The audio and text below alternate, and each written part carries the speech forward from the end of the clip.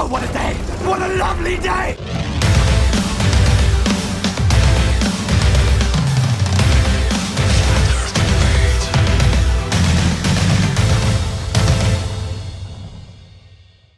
Welcome to Flat Earth Debate Live. I'm your host Nathan Oakley, and if you are new to this channel, or you've not done so already, how dare you? Then be sure to subscribe and hit the bell notification icon to keep up to date with the Flat Earth Debate. If you'd like to join the community debate, then go to nathanoakley.com and check out the Flat Earth Debate forum, which you should definitely all join. If you'd like to support the channel, there is a super chat that runs alongside each of these shows while they are live. There's also a PayPal, Patreon and crypto link in the info box below the video. Most importantly, if you'd like to join the discussion right here, right now, simply mute the page you are currently watching, then click the link in the info box below this video to join the panel and express your views on the nature of Earth. If you do join, please don't swear. If you do, you'll be ejected, and if you are, please don't try to rejoin the stream using sock accounts. You'll be warmly welcome back on the next stream. Please also share the show on social media. Sharing the show obviously increases the live audience, but this in turn increases the chances of a more diverse panel, so please share the show. And one last time, if you're new to the channel or you've not done so already, then be sure to subscribe and hit the bell notification icon to keep up to date with the Flat Earth Debate. Now, we are joined by Paul, Sleeping Warrior, Righteous Force, Quantum Eraser, and Chocolate Saiyan, Flatzoid. Did I miss anybody? I think not. Hello, one and all. Good morning. Good morning. Oh, what a day! What a lovely day! Whoops, triggered the advert by accident. We've also got a fair few people in Discord, so welcome to one and all from the Discord server.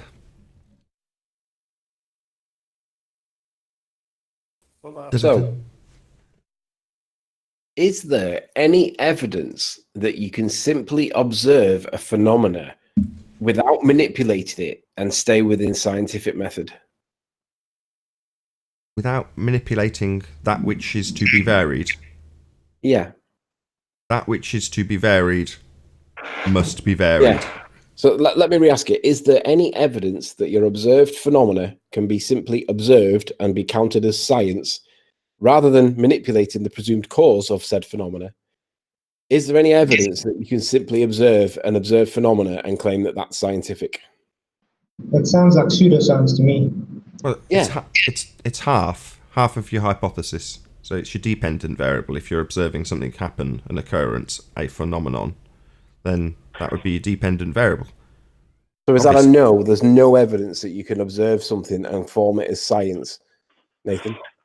Well, I mean, if I can describe it mathematically, that's science, right? Oh yeah, maths is real world, isn't it? Maths is reality. Just don't base it on R. No, you can't express it mathematically. Simply observing it was the claim that this moron made yesterday. I was minding my own business, walking down the street, kicking an empty can, and I was listening to the show on Jose's, and I heard some idiot say some words to the effect of, "You don't have to manipulate your independent variable. That's just not true." He also said that you don't have to demonstrate a cause and effect relationship. And I couldn't help myself. I had to kick my little empty can all the way home as fast as I could, join the computer and get on it and scramble to get on. And I battered him in the corner with 10 citations that says that he's wrong. And the guy would not concede. And I'm like, if that was me and I said something to do with gravity and Rumpus had just 2 citations that I was wrong, or even 1, that would be enough for me to consider that I might actually be wrong. But I had 10 and he still wouldn't concede. Jose thinks it's okay. And I'm like, Jose, the guy's being totally dishonest. He's wrong. He needs to stand down and concede, and he won't do it. Come on, Jose. But ultimately, the real point is the ballers need to dilute that scientific method.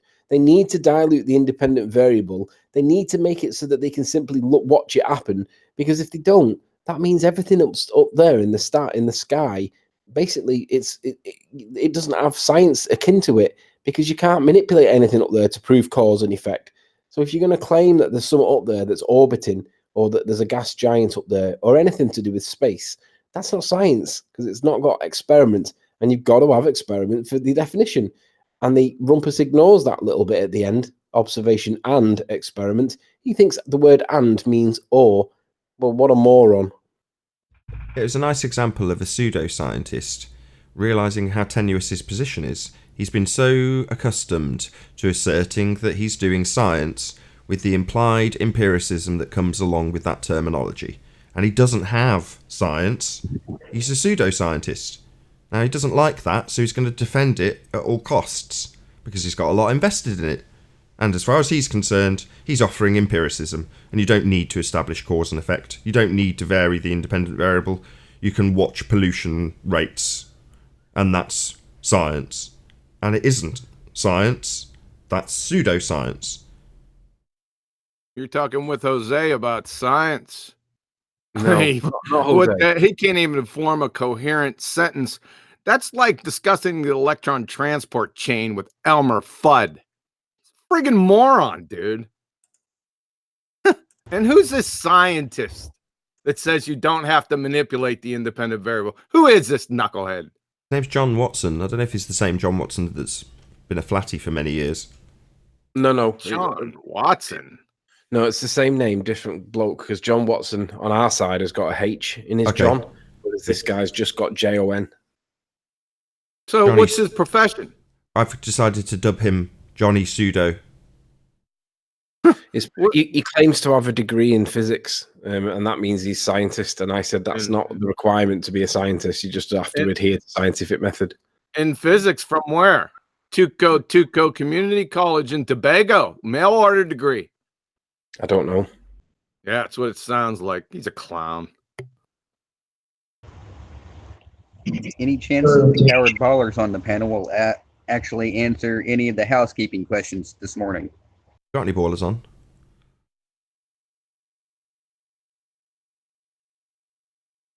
Keith, maybe?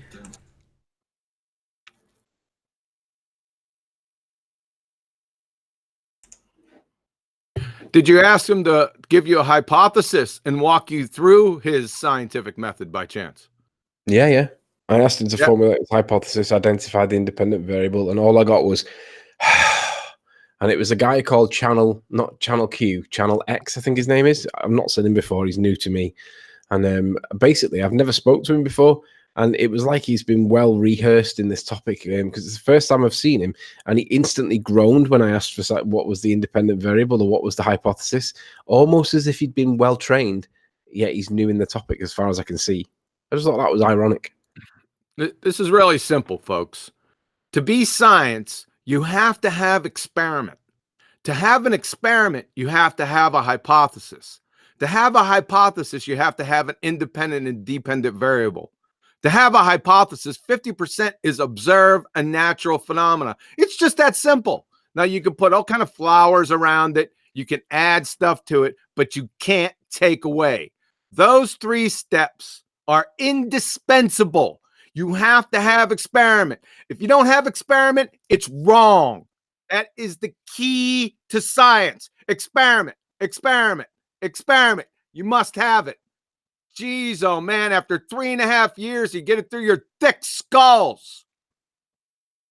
To be honest though, John, they did well. Spurs was in there with another guy, which was, I think it was someone like Flatzoid or someone, I can't remember exactly who it was, it doesn't matter, but they were back. They were attacking them based on scientific method and they were doing really well. It was good to listen to them because Spurs has obviously been paying attention.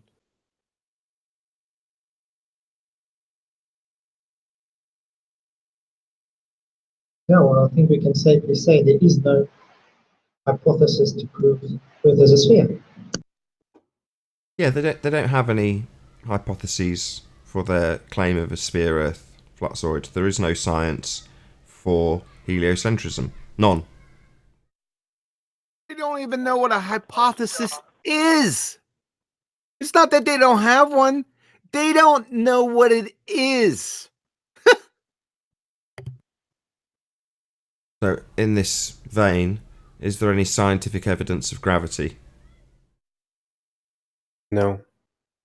We need a definition for it first because I don't even know what gravity is anymore. I do. Really? What's gravity, Nathan? The bending of a conceptual medium known as space-time giving rise to a non-force, force that you can think of as a force but isn't actually a force, called gravity. So how does that stop the atmosphere bursting into space then, Nathan? No, it doesn't do anything. It's a concept. Hey, Arwin. Bending concepts doesn't do anything. Bending freedom isn't possible. Concept. Oh.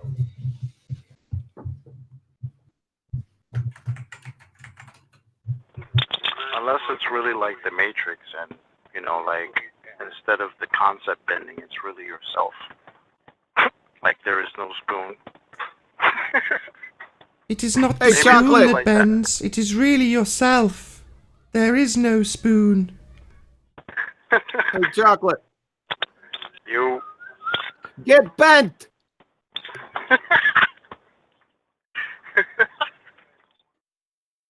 Like that. It's better than get stuffed. What other things do they have that they assert scientific validity to? Is the sticks and shadows actually wells? Does that get asserted as science?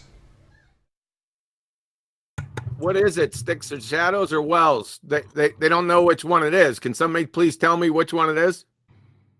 If you go to the far from primary sources that are a bit older, they'll tell you wells.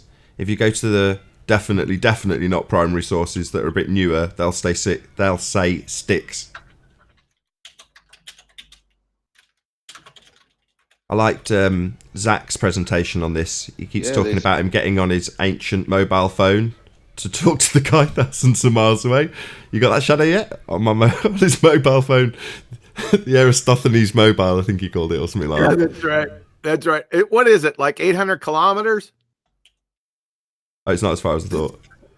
It's something like that. They didn't communicate by pigeon? Carrier pigeon? Yeah, mobile phone. Mobile phone. You got Mobile good cell coverage back then. The BC mobile phone, copy that. So that's where they get their R value from after they beg the question, and just automatically assume that they're going to be measuring a spherical R value. So no scientific validity to this assertion either. Just an assumption. Well, molten iron core, that makes its way into children's science books, getting looser and looser in terms of the validity they give to the word science in this case, but certainly in a science textbook. Any evidence of the molten iron core at the centre of a presupposed spherical Earth, using that R value? What do you reckon their observation and experiment was for the claim that they made that it's got a molten iron core? Because we know that they can only observe down as far as 8 miles or so, but that called a super deep borehole. So the observation is limited to 8 miles. What observation is there that qualifies beyond that point? And then obviously, let's just say they've got one. What experiment did they do to prove that the molten iron core was indeed a molten iron core? And they got their Mystic Meg prediction about that wrong also. Yes, seismology. Wait a minute, right? they shot radar. They shot radar down there. They did ultrasound. Oh, They did God, sonic. another radar bounce. What's it called? Is it seismology that they've applied? What? Radar bounce? No, What? into the core. Oh, no, that's sound-based. It's like a sonar, but designated to go through sand and solid rock rather than water, typically. And that's what they do. They just unleash a device that unleashes a big pulse, and then everything that reflects back through resonance in the rocks and whatever picks up a pattern, and then they deduce from that pattern what they must be looking at, comparing it to other patterns they scanned previously in other locations and all that. What did they get? A spinning water ball dolphin? No, Made him surrender. their scans never even reach that deep. At a certain level, actually, there is just a point where the results will be completely inconclusive because things change under a certain pressure level and all that. So sound starts to respond differently. So it's usually only useful for the surface.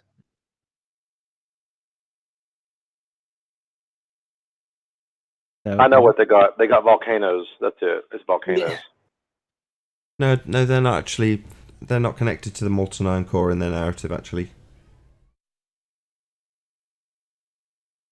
Sorry. But it's hot coming out, Nathan. It's hot. Yeah, There has to be something hot molten down there. Sure, that molten rock's created by friction in tectonic activity according to their narrative. Now, again, I'm not saying that's true or not true, but it's not like a pipe from the molten iron core. That's not what they claim. Sorry. I mean, their story about volcanoes is equally just so. But there we go. It's not molten iron core related. Although there are people on the other side that have asserted that a couple of times.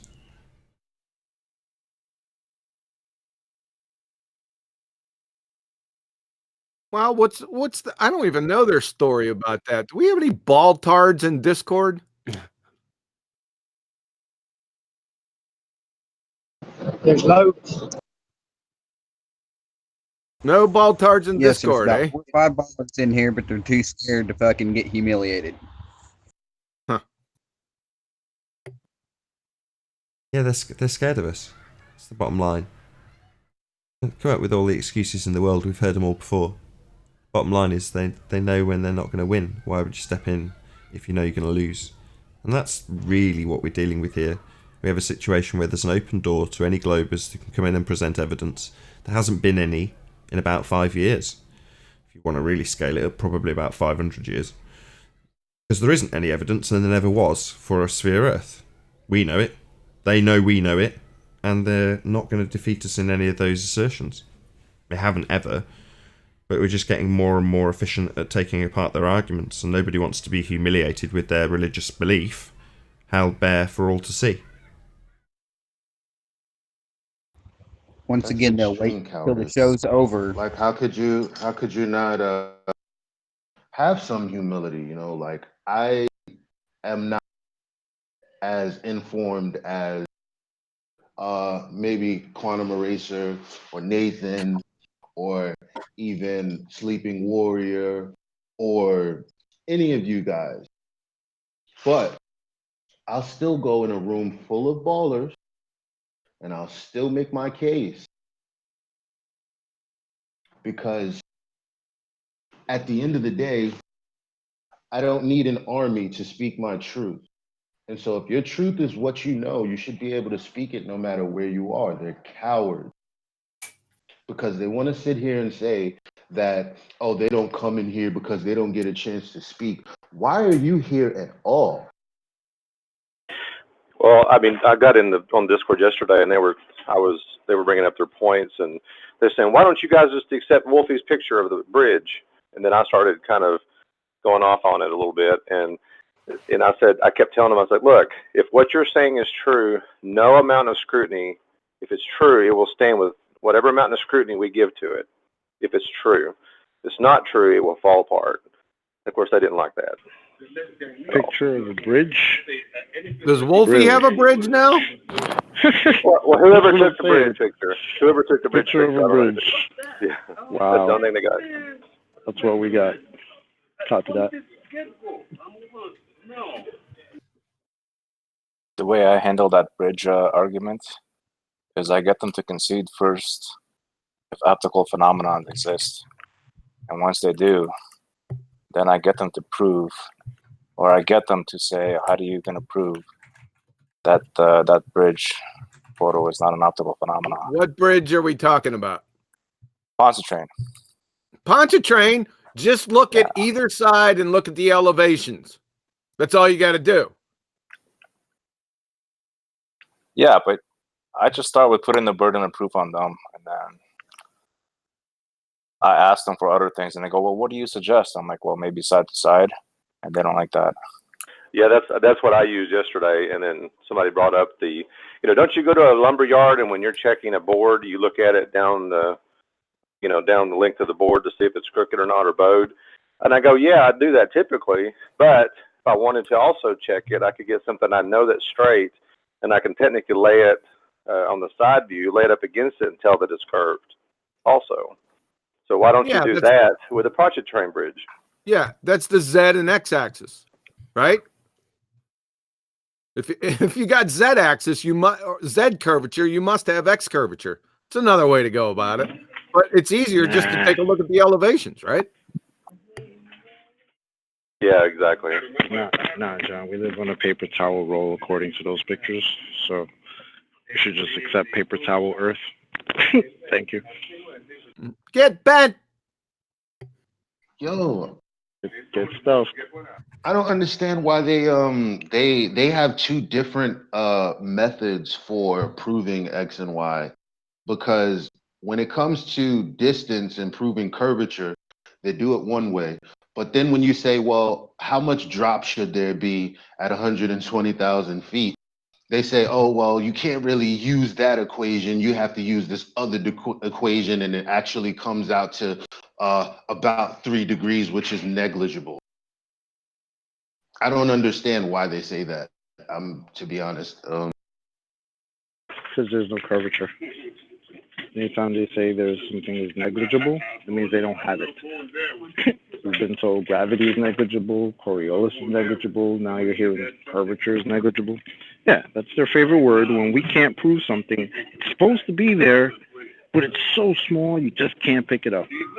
Darn it. Yeah, I got Zanuck. I kind of got Zanuck yesterday because he was talking about reference frames, and he was asking me about reference frames, and he was talking about this. I know. Hang on, John. Hang on. I know. But this is how I got him. He said they always use the inertial reference frame as their example, but they can't because in their model it's not inertial. So they keep shifting their example. And I caught him in it. I said, look, you can't do that. If you're saying we're not an inertial reference frame, then you can't use an inertial reference frame as your example. You can't because you're using a false equivalency. He was trying to educate me on reference frames, by the way. First words out of his mouth. You mean the first word out of the high school physics forum's mouth? Yeah, he thought I didn't understand reference frames right off the bat. Yeah, if you notice, he's apparently a self-made genius at entropy and Coriolis. As soon as you say those words, you don't understand. You don't understand. I mean, just listen to him. Next time he comes on, or just go back and listen to him. It's automatic. As soon as those words are brought up, reference phrase, you don't understand that. Oh, you don't understand entropy, Nathan. It's a joke. I like Zanuck, but he's a freaking joke.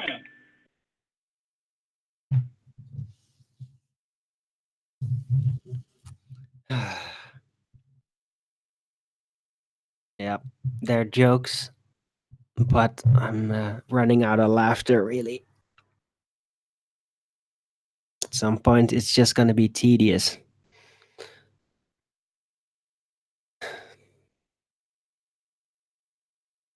Cheer up, Arvin. Hey, yeah, it's just a question in general, So it seems like all these globers, they're not learning. They just keep on going, right? So what is the net result of all of that going to be? Them not responding to the arguments, keeping on perfecting their deviation tactics in conversations, and us, the flat earthers, flat earth debate, and separate flat earthers doing their own thing, responding to that. What is that going to lead to eventually?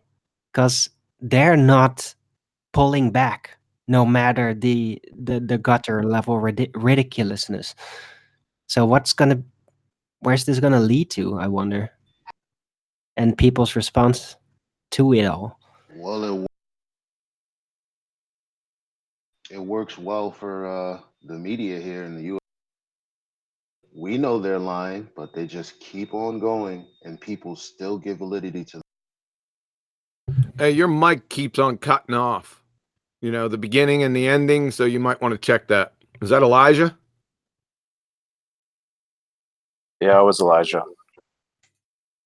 Turn off input sensitivity off if it's on, and voice and video. That usually helps.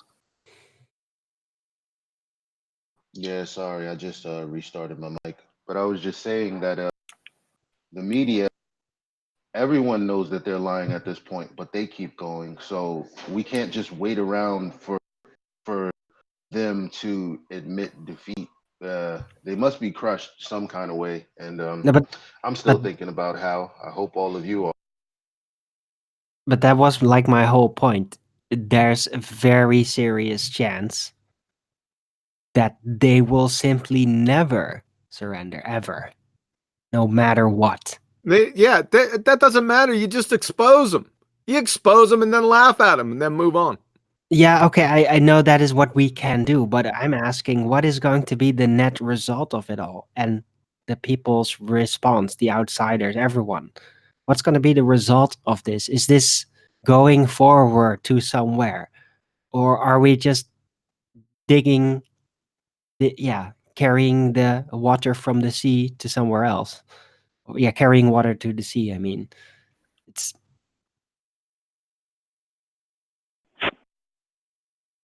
I don't know. Well, the more we refine our arguments against them, the more we can convince others just by how bad they look, because they have to deny so many things, and then eventually it's like it's just The too argument obvious. already looks bad because it's still being had. That's the problem. If the world was a globe, it would have been proven in 5 minutes. None of us would be here debating it or talking about it. We would just be living on a spinning magical water ball in a vacuum. I get it. Unfortunately, a vast majority of the people we deal with from the baller side just don't care. They overlook the defeats. Yeah, that's I'm the just trying thing. to picture how I used to think about like I picture what I would think when I would look at the sky, what I would think about the spinning earth, and it's hard to even imagine. See, that's the thing, like about, wasn't it a few weeks ago, a month ago? I mean, I'm not grandstanding or anything, but I was saying that I felt like, we're really at the end game here, because what the other side has come up with after all these years is really insubstantial, and what the mainstream quote unquote science has tried to come up with is just rubbish, farts in Uranus and going back to Mars and shooting a car to Mars and all this nonsense. So I think the zeitgeist has almost passed, is that most quote unquote normies will just go on with their lives, and we're just picking up the dregs of the globers that refuse to yield, I think.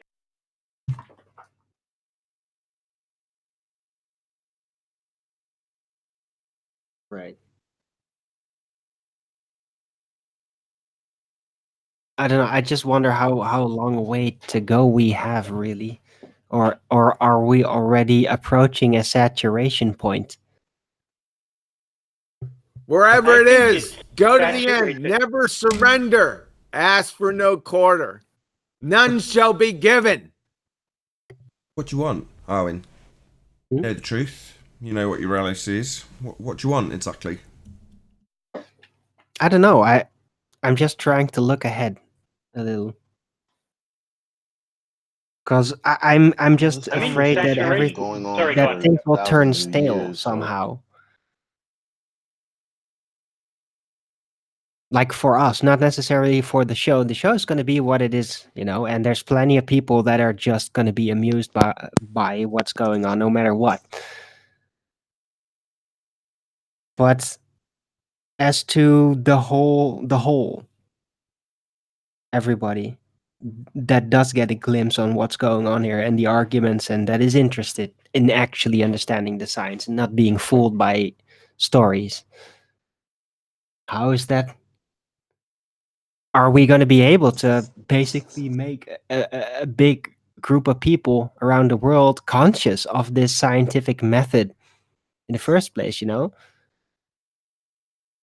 And Good morning. in retrospect, it took me quite some time even to get that part myself, as you well remember in the beginning. Some troubles with the concept of the scientific method.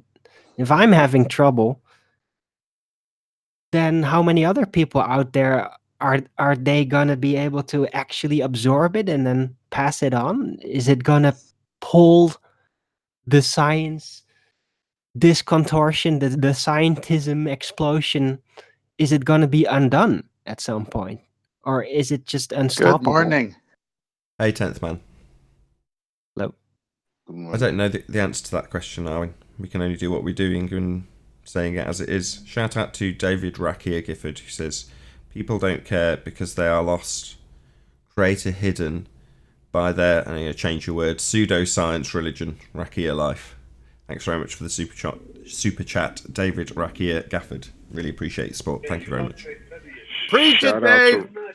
Shout out to Rakia. He's got some awesome sunrise videos on his channel. Does nice work with that camera. So shout out to Rakia Life, brother. You.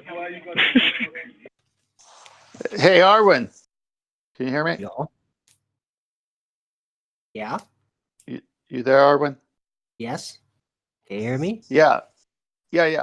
Just want to maybe give you an alternative to your question. So all these people who come on the show now, who have a record of fighting the nature of our Earth, after being shown evidence, once this thing gets in the open, they're going to go on the most wanted list. They can never show their face again. We'll have a separate show mocking them. Imagine all these people turning on the news one day and seeing admission that the Earth is flat, and they've been fighting it for years on this show. All their channels will go bust. It should be a fun day. Really? Oh, You think yeah. that's good? But what do you think that? half of them I are want to going to say, respond to that for a second. Please, Chuck. I want to respond to that for a second because I'm pretty sure it's not the facts as they are presented that is driving everything to be the way it does. I think that funding is driving everything the way it does, and I don't think. Is there even going to be a point where the government is officially going to admit anything? You know, there's already kind of like individuals saying like, yeah, we think it might be flat, sort of, here and there, vaguely.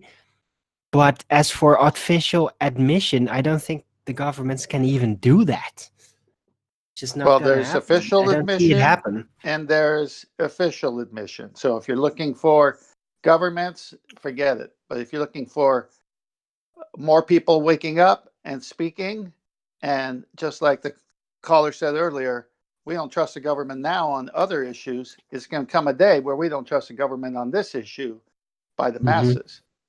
And all these people are going to realize that the ones that came on the show were defending a lie on purpose or out of ignorance, either way. But once they got shown it and they still defended it, it's going to be a fun day of putting up those wanted pictures to find out where all these people are who were lying all the time. They're going to have no credibility. They're going to have to change their names if they want another YouTube channel.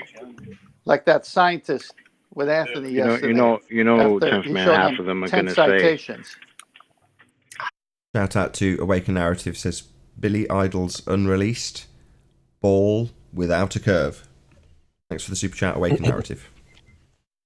Okay, you guys are forgetting one factor. Go on, I Chocolate. couldn't hear you, Nathan. Every time Chocolate opens his mic, he cuts you off. That's okay. Don't worry. Go on, Chocolate. I was going to say, half of those guys are going to say, ooh, I knew all along. That's how that's going to work. Once it's consensus, they're going to say, no, I knew. We're just making sure, just running the numbers. That's what they're going to say. You guys are forgetting one thing. You guys, because it's going to be a slow, controlled release, it just won't matter eventually. People will just be like, "Oh yeah, it's obvious," and it won't be a big deal. I've got why do we believe an opinion that it's seems gonna to be be a slow, controlled release, or why do we believe that the masses are going to wake up to this one day? This argument's been going on for centuries already. Like, the trick is that we haven't been talking about this, and then we came along and started presenting people with facts. But the reality is, they've always been talking about it. And there's always been this back and forth between scientists who believe in one thing over another. They still can't prove the Copernican model over the Ptolemaic model. So pseudoscientists. in that Get sense, that right. Not why scientists, do we think that it's going to pseudoscientists. be Thanks. pseudoscientists? Sorry. So why do we believe that in our lifetime this is going to happen? It has No, happened. it's not an going to if. happen. It, It's not going to happen. It has happened. It is not going to happen because the governments will collapse. Yeah, that was my original point too. I would disagree. It is happening. I'm living it. It's happened. We are all living it. I'm saying I the agree with that. official. No. This is what I'm saying. There is never going to be an official pronouncement. Exactly. It ain't going to happen, right? Okay. If they announce that here in the United States, look out. Because somebody's ass is going to be in a sling fast. Quick shout out to Joseph369 who says, That's the biggest lawsuit ever. hold on one sec. People are put off FE due to disk in space model. Thank you very much for the super chat and your opinion, Joseph369. Who came up with that crap model? Probably came the up with people, that? probably the same people. Right, exactly. What are models again? Pseudoscience. Also, Oh, okay. a controlled op narrative presentation of their straw man that they want us to argue about with them. With a shout out to Awaken Narrative. Here is the official announcement. Quote, "It's flat." End quote. Thanks for the super chat, Awaken Narrative. Shout out Awaken. And 10th, you really ought to consider dropping and coming back when you're less triggered. well, I think you're right. It's really been hard lately for me. I need someone to, like a flat psychiatrist or something. I actually think your puns are better when you're more triggered. You think? Sure, why not? Well, I know. I always pun on fourth down.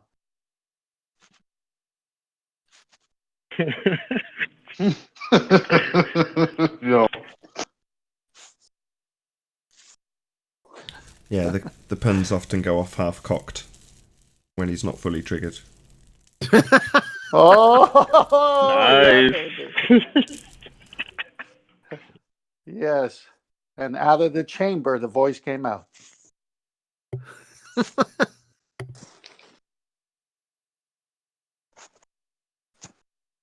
Increase hey, the you sure had him enthusiasm. over the barrel yesterday. Whoa. Increase the enthusiasm now. No.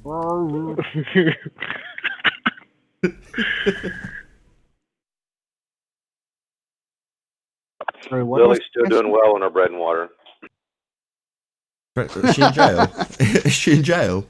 I haven't let her out yet. The bread and water's doing fine though. It was very 1984, wasn't it? Gravity. Some of the things he said was very 1984, wouldn't you agree? Yeah. They were like Oh, he did his research before making that. or he just read 1984 again. Because, you know, the little snitchy children, right? Gravity is not a force, but it's also a force. As funny as you are profound, Nth man. I actually got on the Globers yesterday saying, show me there is a downward force on the moon. That's a show it to me. Demonstrate it. What? Of course, they went to... Well, because that's what they're saying. Gravity is a downward force, right? Well, there's a downward force on the moon. There's a downward force on Earth. There's a downward force on the sun. There's a downward force on Jupiter. So go show me this downward force on these so-called bodies. It's based on the bending of a conceptual medium known as space-time, giving rise to a non-force, force that you can think of as a force but isn't actually a force, known as gravity. Didn't we cover this earlier?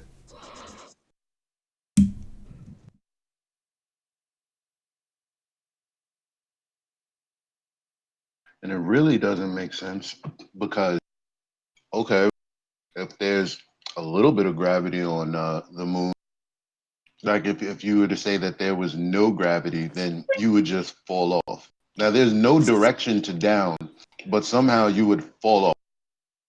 It just doesn't make sense in my mind at all. Well, the reason I brought that up was they were saying, well, I can demonstrate it mathematically. Of course, that was why I brought up math earlier, and that's the only reason I'm saying that is they can't demonstrate anything. It's all mathematics or equations or whatever. That's the only reason I said that, which is basically concepts. That almost just sounds like an oxymoron. You're going to demonstrate something mathematically? Really? Yeah, I know. That's what they did. They started to say, well, we can do this through, if we do this equation, we walk through this and do this and this and this and this and this. And I was like, well, that's not showing it to me. And I used quantum eraser as an example with the quantum eraser experiment. I was like, look, they saw a phenomenon, they experimented on it, and then they used math to describe it. They didn't have a description and then discovered quantum mechanics. They did the experiment, discovered quantum mechanics, and then they used math to describe it. They couldn't back down on that one because it was true. That's how, am I right, John? That's what happened?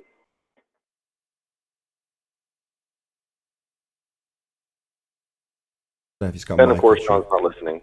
Yes, you're correct. The description would come after. In other words, if you're looking at a phenomena, in that very sentence, you've described the observation first, not the mathematical description. And yeah, once you've observed it, or even explained it by way of experimentation, you could then go forth to describe the explanation mathematically if you chose to do so or wanted to quantify it in some way. But that's not the explanation. The explanation, what's causing this, comes from the experiment. You don't need maths for that.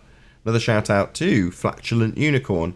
Gravity is a magical molecular force.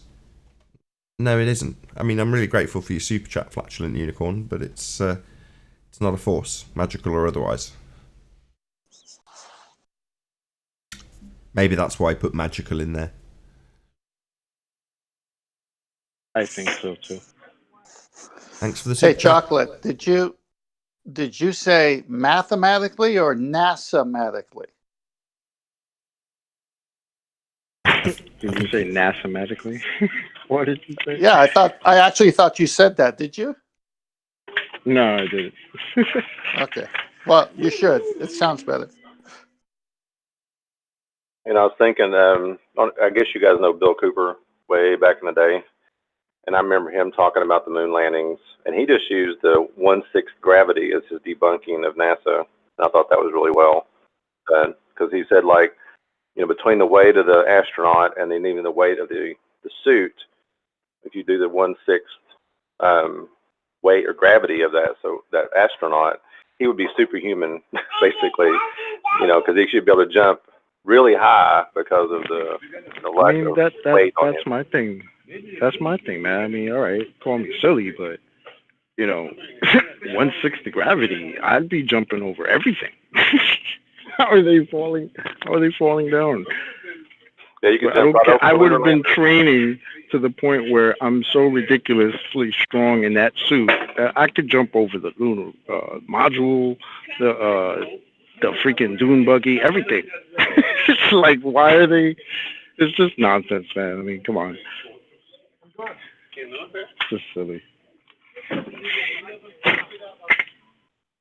From the chat, Gleam said words to the effect of, the real question is, did Michael Jackson defy gravity when he did the moonwalk? And I would say, it wasn't called the moonwalk, it's called the backslide.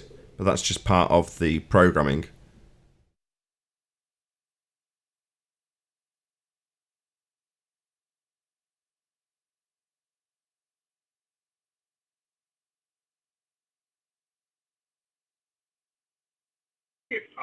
So I gotta ask, when was it called the backslide? Because since I was a kid, it was called the moonwalk.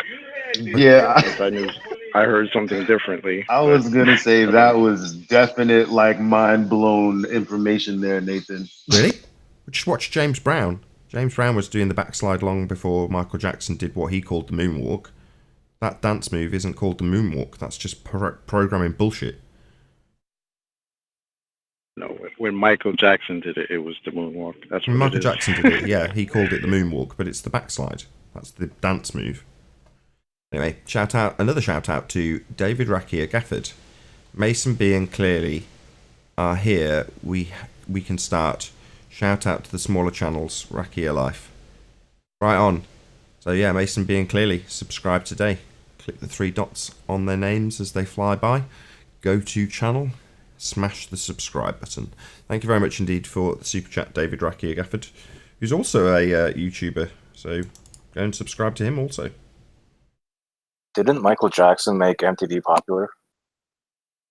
And MTV also uses like some moon landing kind of logo, or used to.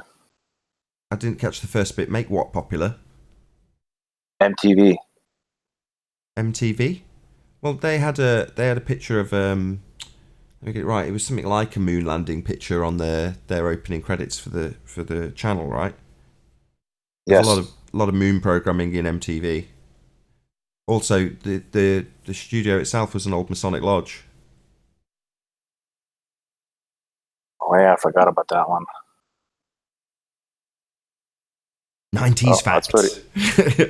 How cool are we? We talk about Beavis and Butthead. I'll pose a question. I've done a little research on this, but I've not been able to discover anything. Is the Antarctic picture or the map that we see that we're always given? Is there any reference to it that being that way beyond or past the 1950s?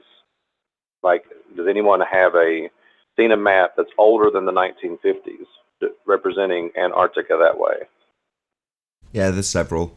Is there? Martin Leitker and I covered maps, which was one of the first things we got into because that was he was in the Merchant Navy, he was very interested in maps, and we looked at a shitload of them.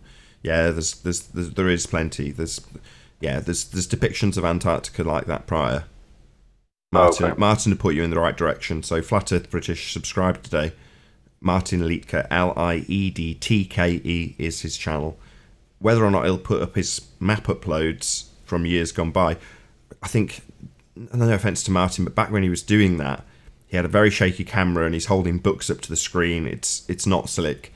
So in a way, I might go and ask him, look, do some of those map videos again, because you can do them in a much higher production value now and the information will be far better received.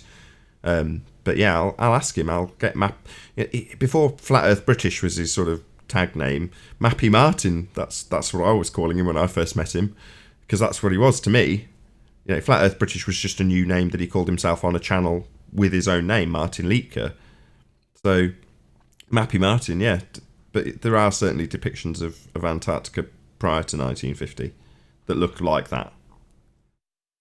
Look like the current continent that they give to us all the time. That's what you're talking about.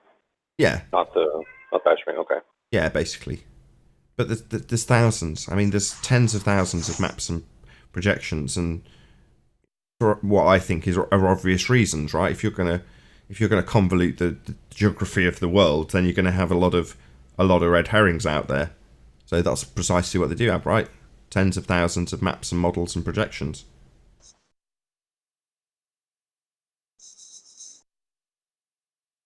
You're flashing 10th man, but I can't hear you saying anything. I just came off mute waiting for a pause, but thanks for the go-ahead.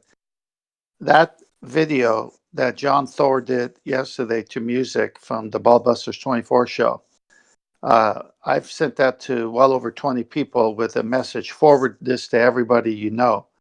I think is a very good introduction to how serious the flat Earth argument is against the globe lie. And I recommend all to do the same. I'll take that as a big compliment, as it's 90% Did you say John me. Thor? John Thor, yeah, he did it. He took a section where it starts off with Chocolate and Anthony dicing up the wiki changes in regards to cause and effect reasoning when talking about experimentation. And they're sort of summarising it quite nicely, and then I'll go on a little rant about how basically science isn't on their side anymore.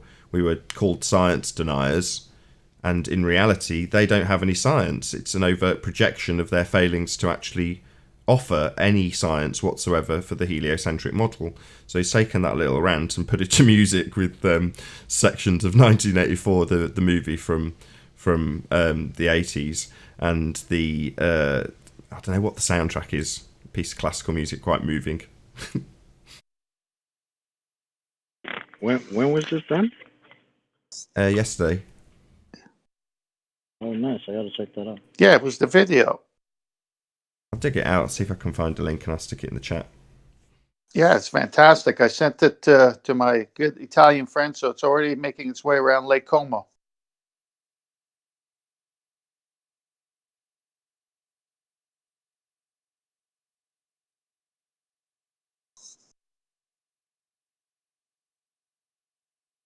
Is John Thor obviously he's a flat earther, I guess? I take it?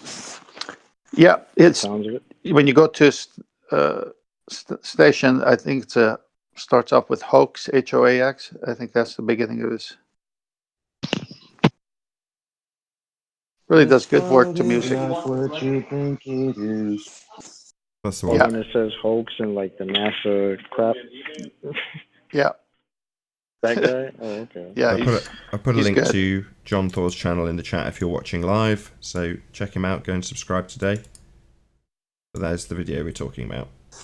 Another shout out to Awaken Narrative. When you did that, hold on 1 second. You It did says, that live. Hold on. Just one more shout out to Awaken Narrative. It says, Chocolate saying, can you plug my FE channel?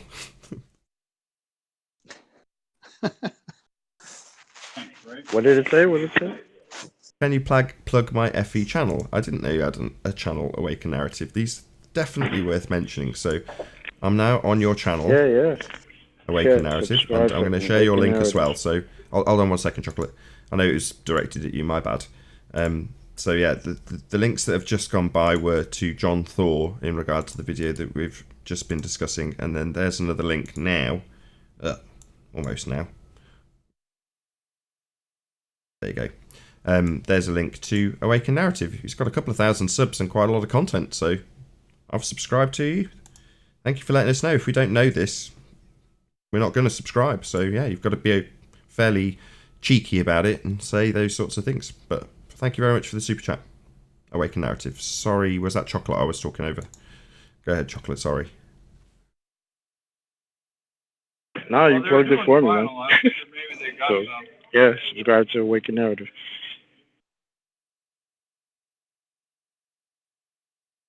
While we're doing some shout outs, I do want to shout out my peoples over in 24/7 Flat Earth Discord 2.0. It's pretty awesome Discord, good debates, good conversation, good flat smacking all day. So check it out. Special shout out to Jose Meza, FE Jedi, Emma, AI, Crypto, all my peoples over there. So big shout out to them. Check it out. 24/7 Flat Earth Discord 2.0. Do it. Jose Meza's ace. Is that Chris? Hey, Chris. Can you send me a... Hey. Just before we get on to more shout-outs and stuff, are you about Quantum Eraser? I just want to ask a quick question about direct fire versus indirect fire weaponry. Yeah, I'm eating breakfast, man. Can it wait for a couple minutes? Yeah, we can talk about it in the after show if you want. All right. How you doing, Chris? Good. Excellent.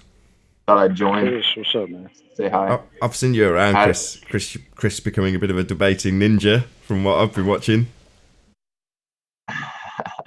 You know, a little bit. It's hard because, you know, if you've ever gone to Jose's or anyone who has chocolate and Arwen, we all know that you can take 1 or 2 or even 3 ballers, you know, at a time. But what happens is they'll have 4, 5, 6 people all shouting at you, asking you 6 different questions. And it definitely gets confusing and it does throw you off your game. I mean, if it were one-on-one, like I had a one-on-one with Brenda yesterday, I mean, I was obliterating her, right? She went back to the whole, well, yeah, a shoe is, you know, all observations are science. A shoe is natural observation.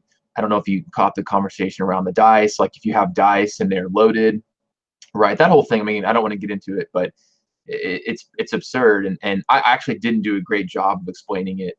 I could have done a better job. And then Travis got on and tried, and then Sleeping Warrior got on, and I think everyone saw his video after that and didn't get much better. But yeah, I mean, you can debate them one and 2 at a time, but anymore it just gets confusing. Yeah, it's beyond my capabilities what you were all doing. So no offense to you, I think Sleeping Warrior did the best of sort of edging it away from the farcical proposal of a non-natural phenomena in the way of these die, and it's like you're kind of trying to work within a scientific method explanation with their nonsensical description of something that isn't scientifically valid to explore in the first instance, but you're trying to work within their example because they've given it, right? And I understood it, but I'm like, God, this is it's mental gymnastics that you're trying to perform to work within their example, take it apart, give an example of science, and work against, like you say, a whole buttload of rumpusing. Exactly. Hey, I had a couple of pictures I wanted to share just for fun, if we have time. I know you're about to round out, probably. Yeah, let's do it. Okay, and these aren't anything like too exciting or, let me figure out how to share here. But I took them. So basically, what I noticed is, so my wife is a photographer, and she has a really nice camera, a DSLR camera body. And I think when it came out, the camera was like $2,500 by itself, right? And then so what happens is you get a lens, and the lenses are like $1,000 minimum for a good lens, in terms of focal length and all. I mean, you can get I forget what they call it, a fixed focal length, so like a 50 millimeter or 28 for a decent, $200-300. But oh, sorry, let me pull up the image. But what happens is, people go out and get these P900, P1000, and they're good for the range, but they have the clarity at some point, right? And the quality is not great. So you can see here the clarity and the quality of this image. So there's really some really kind of cool things to look out for. So first of all, I noticed this land back here, and I thought, well, that's interesting because it seems to be pretty far away, and I can see like towers and spires and things in the distance. So again, I tried to pinpoint these using Google Earth, and I found some of the towers. So for example, this one right here, like look how close this looks right here, right? You can see the detail, like the sign, the color, the red, and all that. Now this spire, I mean, we could play games, and I could ask you how far you think it is, but for time's sake, this spire is 5 miles from my house, or so, excuse me, 5 miles from where I took this picture. This one right here is about 6, and this one back here, this sort of round ball looking one, is about 7, right? And I use Google Earth to map these out.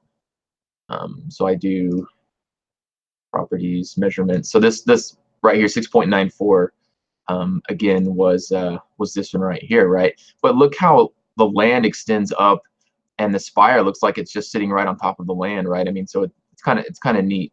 But again, just going back to the clarity and quality. So in fact, this lens, this is only a 200 millimeter focal length, so it's nothing compared to, say, again, the P1000 or whatever. But the clarity and the quality is much better in my opinion. Now we could rent a lens that would give you, say, 400 or 500 millimeters, and those are really expensive. It's like a couple $100 just to rent for a day. But the other thing I noticed that I couldn't find is, so this one's 6, this one's 7. Look way back here in the distance. Look at this one. You see that small one? So right away we know that's way further than this 7 that I showed you a minute ago, because it's much smaller, right, due to angular size, and it's a little grainier due to the haziness of the atmosphere. So what I would like to get a closer. This one I actually couldn't identify, so I don't know how far this one is. But the other neat thing is, again, look how much it looks like it's at that top part of the land. So anyways, that was really it. There's one more. It's basically the same thing. Dang it. These are big image. These are like 40 megs each, so they're really big. My computer's having a hard time processing it. But anyways, again, you can see like way in the distance these there's that same spire, or the round one. I was taking it from a different angle. So anyways, thought I'd. Very cool. With that, I'll say if you're watching this on the Nathan Oakley premiering stream, then stay tuned, as there will be an after show to follow. Unfortunately, if you're watching live, then this is where we bid you farewell. A huge, massive, enormous thank you to all of you who did tune in live, for smashing the super chat, liking, commenting, sharing, subscribing, and all that good stuff. Of course, a massive thank you to all of today's debating panel for making this live show possible. Stay tuned if you're watching on Nathan Oakley premiering stream. I've been Nathan Oakley, and I'll see you all in the next video. Oh, what a day! What a lovely day!